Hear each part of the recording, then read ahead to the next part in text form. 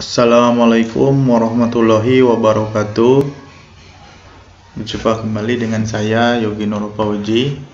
Pada kesempatan kali ini saya akan membahas tentang pengujian hipotesis asosiatif pada statistik parametrik ya, dengan menggunakan SPSS.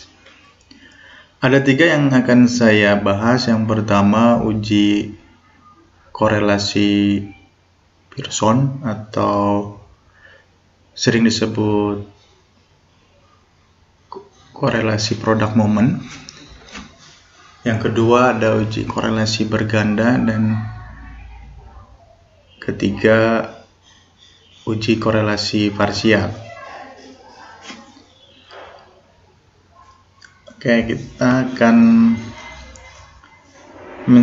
saya akan menjelaskan konsep dasar terlebih dahulu dari ketiga uji ini, lalu nanti di belakang akan mempraktekkan menggunakan SPSS ya. Yang pertama, uji korelasi Pearson. Ini digunakan untuk mengetahui hubungan dua variabel yang datanya berjenis skalar atau rasio ya, sering disebut juga korelasi product moment. Di sini akan saya contohkan, ada seorang guru ingin mengetahui hubungan antara nilai fisika dengan bahasa Indonesia pada siswa didiknya. Nah, di sini ada langkah-langkah untuk analisis menggunakan SPSS. Yang pertama, buka file analisis korelasi. Yang kedua, klik analyze, lalu correlate, lalu bivariate. Ya, masukkan variabel fisika bahasa Indonesia ke box variabel. Pada correlation coefficient pilih Pearson, lalu klik OK untuk mengakhiri perintah. Nanti keluar output ya, nanti akan dijelaskan di bagian belakang.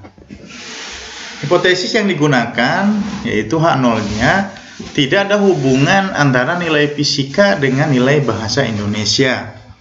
HA ada hubungan antara nilai fisika dengan nilai bahasa Indonesia. Nah, kriteria pengambilan keputusan yang pertama, ini H0 ditolak apabila nilai signifikan kurang dari 5%. Ya, sebenarnya sudah ketika lihat dari nilai signifikan kurang dari 5%, itu kita udah bisa memastikan bahwa H0 itu ditolak atau HA diterima. Nah, untuk penggunaan R hitung, misal lebih besar dari R tabel, H0 ditolak. Ini jika mungkin pas ketika nilai signifikan itu sama dengan 5%, ini untuk memperkuat ya, untuk memperkuat apakah H0 ini ditolak atau diterima. Berikutnya yang kedua, uji korelasi berganda. Uji korelasi berganda digunakan untuk mengetahui besarnya hubungan dan kontribusi dua variabel bebas X misal atau lebih secara simultan atau bersama-sama terhadap variabel terikat Y. Nah, ini sebagai contoh, seorang manajer ingin mengetahui hubungan disiplin kerja dan kenyamanan kerja terhadap produktivitas kerja. Nah, ini langkah-langkahnya seperti biasa. Yang pertama, masukkan data. Ya, isikan kolom label untuk X1 asal disiplin kerja, X2 kenyamanan kerja, dan Y itu produktivitas kerja. Yang kedua, pilih menu analyze, pilih regression, dan pilih linear.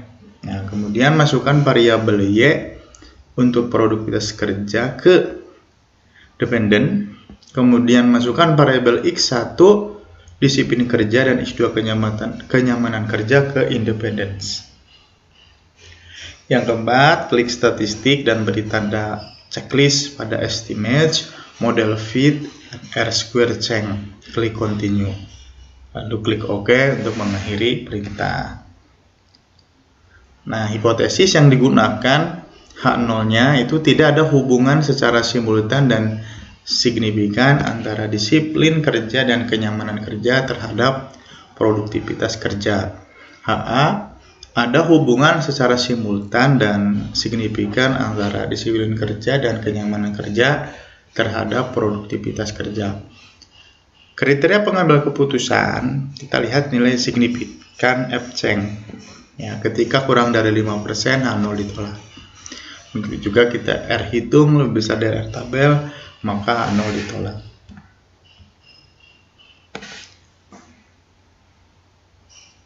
Berikutnya pada uji korelasi parsial.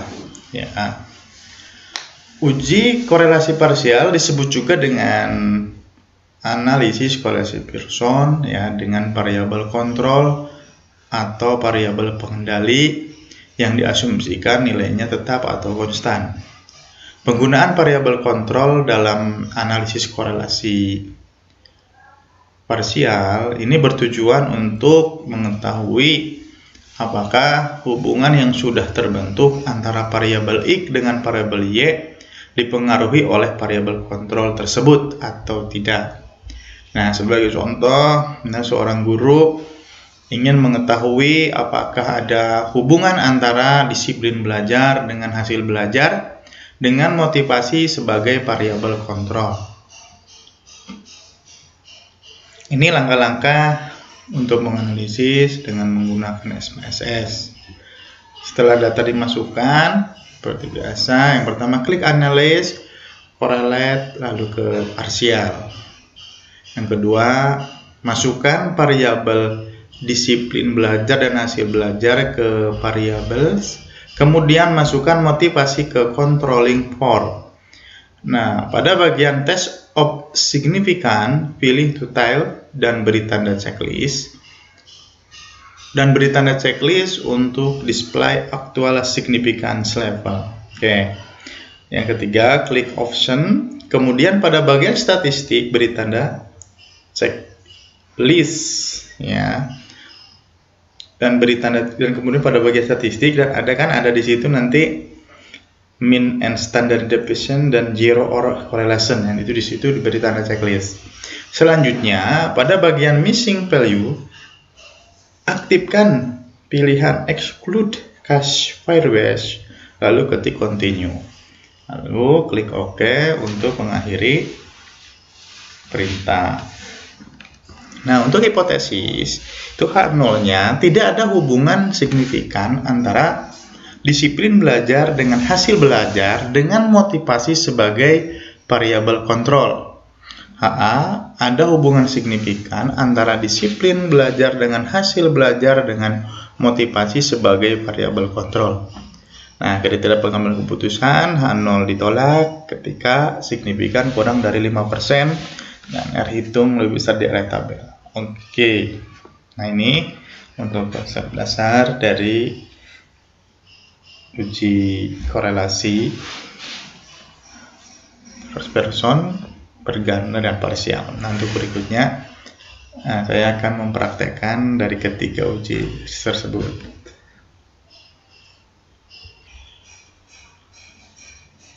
Baik, yang pertama saya mempraktekkan pada uji korelasi Pearson. Di sini ada tabulasi data penelitian, ada nilai fisika dan nilai bahasa Indonesia dari 32 responden siswa. Nah, seperti biasa kita copy paste ke SPSS.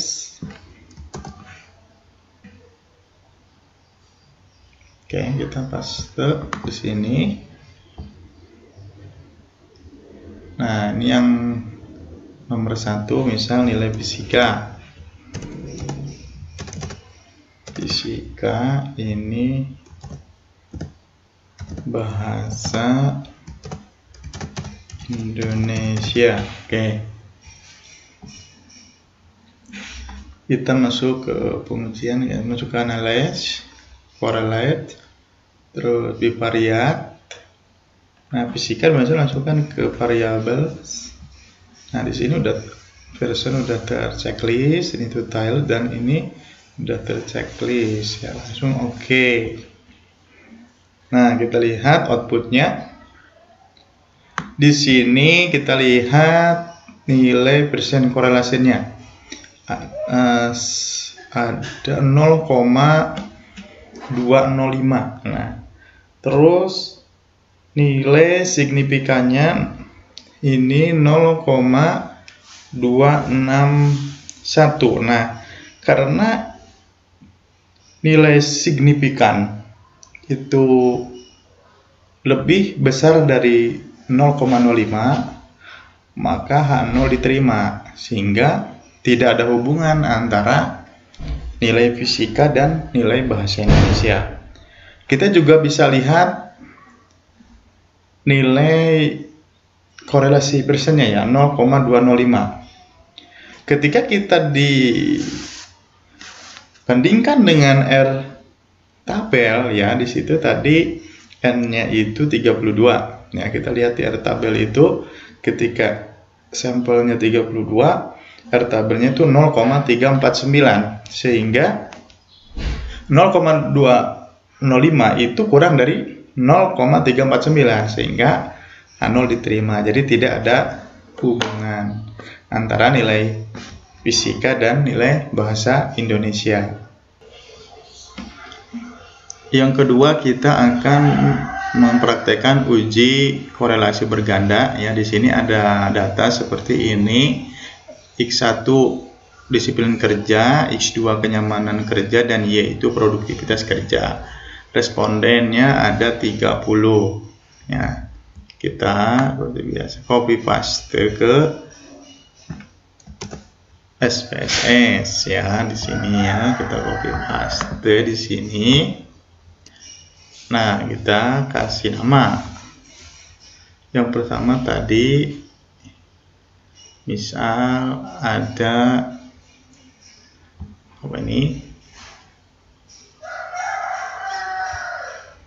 Ada produktivitas kerja, ada disiplin kerja dan kenyamanan kerja.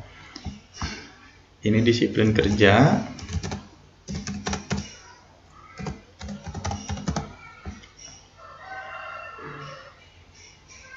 Terus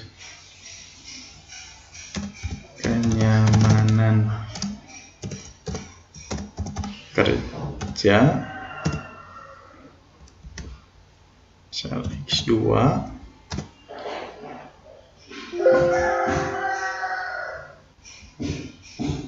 ya.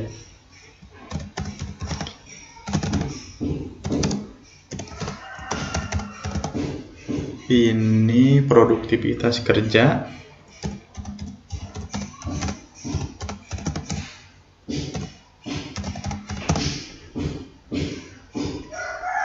Oke.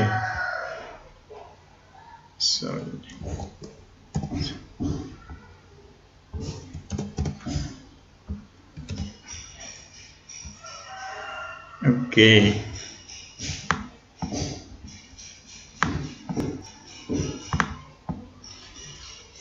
Nah, kita klik analyze, terus regresi, masuk ke linear ya.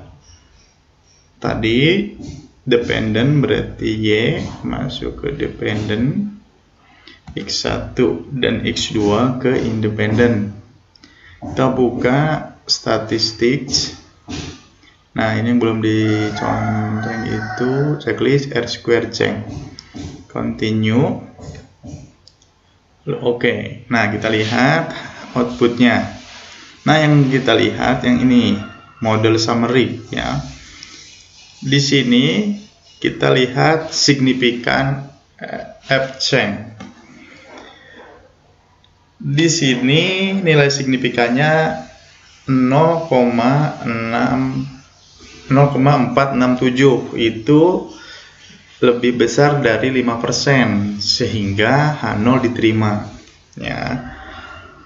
Jika kita lihat juga di R hitung ini 0,234. Kita lihat R tabel, ketika sampelnya itu 30, R tabelnya 0,361, ini kurang dari R tabel. Ini juga berarti H0 diterima, sehingga tidak ada hubungan secara simultan ya, secara bersama-sama antara disiplin kerja dan kenyamanan kerja terhadap produktivitas kerja. Oke. Baik, untuk yang ketiga atau yang terakhir yaitu pada uji korelasi parsial. Di sini ada data sebagai berikut ya, ada disiplin belajar dengan hasil belajar dan motivasi sebagai variabel kontrol ya, variabel kontrol. Di sini ada 25 responden ya. Kita copy paste nilainya ke SPSS.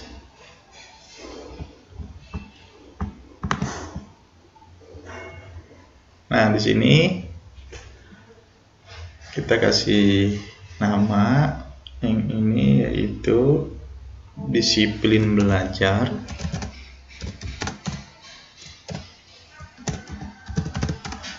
Hasil yang kedua hasil belajar. Ya, sebagai kontrolnya motivasi. Oke. Di sini kita masuk ke analyze ya, ke korelasi, ke parsial. Disiplin belajar dan hasil belajar masukkan ke variabel, lalu motivasi ke controlling for. Nah, ini udah dipilih total. Disiplin ini udah dicontreng, display aktual signifikan. Lalu optionnya, pada option ini pada statistik, di checklist, double missing value juga cash ya, cash parwes ya, yang dicontreng ini. Oke. Berikutnya klik continue lalu oke. Nah, di sini kita lihat yaitu pada tabel korelasi ini ya. Yang pertama, hubungan antara disiplin belajar dengan hasil belajar ya. Nah, di sini nilai hubungannya ini korelasinya 0,383 ya, 0,383. Nilai signifikannya 0,059. Nah, seperti kriteria pengambil keputusan,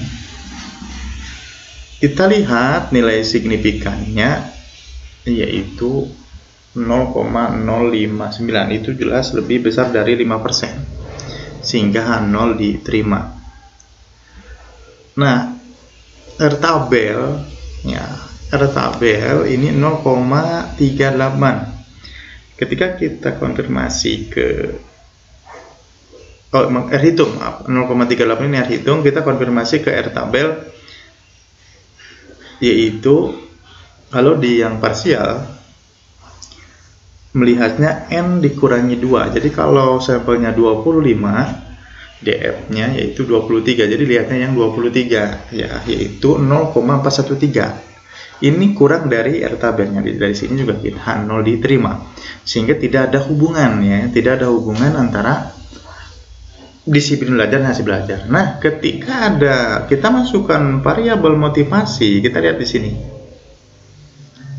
Nah, ketika kita lihat variabel motivasi ya, nilai signifikan pun 0,63 ya, ini kurang dari atau lebih dari 5%. Nah, ini dibandingkannya nilai L hitungnya itu dengan ketika DF-nya, derajat bebasnya itu 22. Jadi N dikurangi 2 dikurangi 1 ya, jadi 22 ya. Ketika kita lihat 22, R-tabelnya 0,423, sehingga R hitung kurang dari R-tabel. Di sini H0 diterima ya.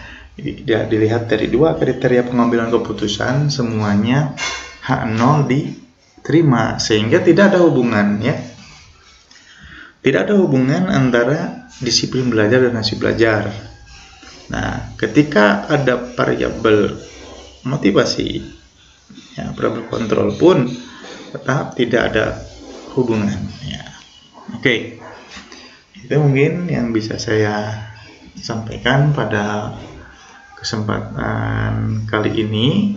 Nah, perlu diketahui untuk pedoman derajat hubungan, ya, ini pada persen korelasi, ya, misal ini 0 sampai dengan 0,2 itu tidak ada korelasi, ya. Kalau nilai persen korelasi 0,21 sampai dengan 0,4 korelasi lemah, 0,41 sampai dengan 0,6 itu korelasi sedang, 0,61 sampai dengan 0,08 korelasi kuat, dan 0,81 sampai dengan 1 itu korelasi sempurna. Oke. Oh, itu saja mungkin yang bisa saya sampaikan. Kurang lebihnya mohon maaf. Sampai jumpa di pertemuan berikutnya. Assalamualaikum warahmatullahi wabarakatuh.